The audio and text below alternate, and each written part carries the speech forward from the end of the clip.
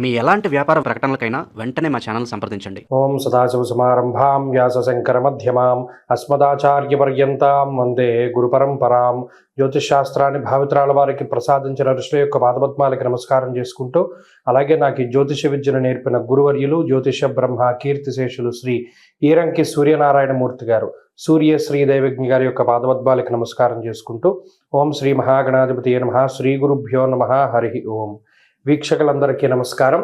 ఫిబ్రవరి నెల 1వ తారీఖు లగాయతూ ఫిబ్రవరి 6వ తారీఖు వరకు ఉండేటువంటి గ్రహగతుల ఆధారంగా 12 రాసుల వారికి ఈ వారం ఏ విధమైనటువంటి శుభాశుభ ఫలితాలు కలగబోతూ ఉన్నాయో ఈ కార్యక్రమం ద్వారా తెలుసుకుందాం. అందులో భాగంగా ఈ వారం ఉండేటువంటి గ్రహగతులను గమనిస్తే, ఈ వారంలో గురువు మిథున రాశి యందు వక్రగతిలో సంచారం చేస్తూ ఉన్నారు. అలాగే కేతువు సింహరాశి యందు సంక్రమణం చేస్తూ ఉన్నారు. అలాగే మకర రాశి యందు రవి కుజులు సంచరిస్తూ ఉన్నారు. కుంభరాశి యందు శుక్రగ్రహం, బుధగ్రహం, రాహుగ్రహం సంచరిస్తూ ఉన్నారు. మీనరాశి యందు శనేశ్వరుడు ఉన్నారు. అలాగే చంద్రుడు ఈ వారంలో కర్కాటక రాశి మొదలు తులారాశి వరకు సంచారం చేయబోతూ ఉన్నారు. ఇటువంటి పరిస్థితుల్లో 12 రాశుల వారికి ఏ విధమైనటువంటి ఫలితాలు కలగబోతున్నా తెలుసుకుందాం. అందులో భాగంగా కన్యా రాశి వారికి ఈ వారం సాధారణమైనటువంటి గ్రహస్థితి గోచరిస్తూ ఉన్నది. గత వారంలో యోగించేటువంటి గ్రహాలతో పోల్చుకుంటే 1-2 గ్రహాల యొక్క అనుకూలత ఈ వారం కొంత తగ్గినది. భృగు షట్కము అనేటువంటి శుక్ర సంబంధమైనటువంటి దోషము, అలాగే సప్తమ స్థానస్థితి శనేశ్వరుడు, అలాగే పంచమ స్థానస్థిత రవికుజులు, ఇక్కడ గోచార రీత్యా కేంద్ర కోణ స్థానాల్లో కొంత పాపగ్రహ సంపత్తి ఏర్పడటం వల్ల ఒకంత ఇబ్బందికరమైనటువంటి వాతావరణం ఉంటుంది. ప్రత్యేకించి ఇది మీ మనస్తత్వంపైనే ప్రభావాన్ని చూపెడుతూ ఉంటుంది. దేహాలస్యం, మనస్తాపం, సుహృత్కేశం, ధనక్షయం. గత వారం కూడా మనం ఈ మాట చెప్పుకున్నాం. ప్రత్యేకించి బద్ధకాన్ని పెంచేటువంటి గ్రహస్థితి, ఏ పనైనా వాయిదా వేసుకునేటువంటి తత్వానికి ఇది కారణం.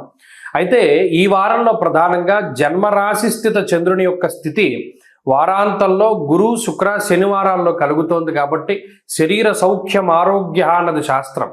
వారాంతంలోనే కొంత మానసిక ప్రశాంతత ఉంటుంది. తప్పితే వారం ప్రారంభ రోజులు మినహాయించి, అంటే పుష్యార్క యోగం ఉంటుంది ఆదివారం నాడు, ఆ తదుపరి సోమవారం వదిలేసి మంగళ, బుధ, గురువారాల్లో మాత్రం విపరీతమైనటువంటి అలసట, శారీరక శ్రమ ఉంటుంది. చిత్తభ్రంశ అన్నాడు, అంటే ఒక్కొక్క సమయంలో అసలు బుర్ర పనిచేయదు. అందువల్ల మంగళ, బుధ, గురువారాల్లో ఏ విధమైనటువంటి నిర్ణయాలు కూడా ఈ రాశి వారు తీసుకోకూడదు.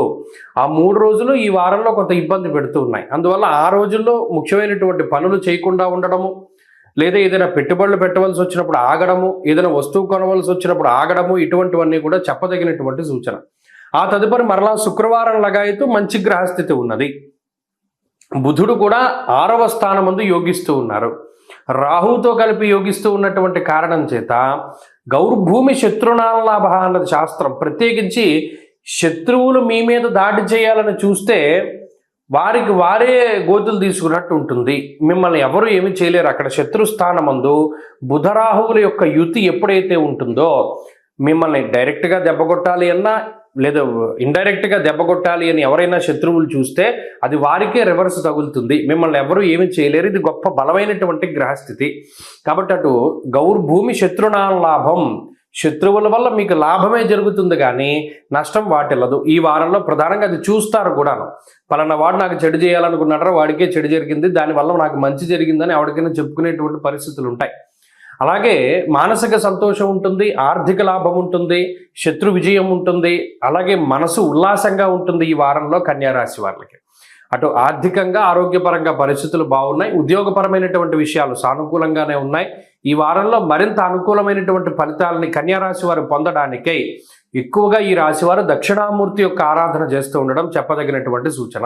ఈ వారంలో కలిసి వచ్చేటువంటి రోజు బుధవారంగా చెప్పవచ్చును. అదృష్ట సంఖ్య 4, అదృష్ట వర్ణము లేత ఆకుపచ్చ రంగు. తదుపరి తులారాశి.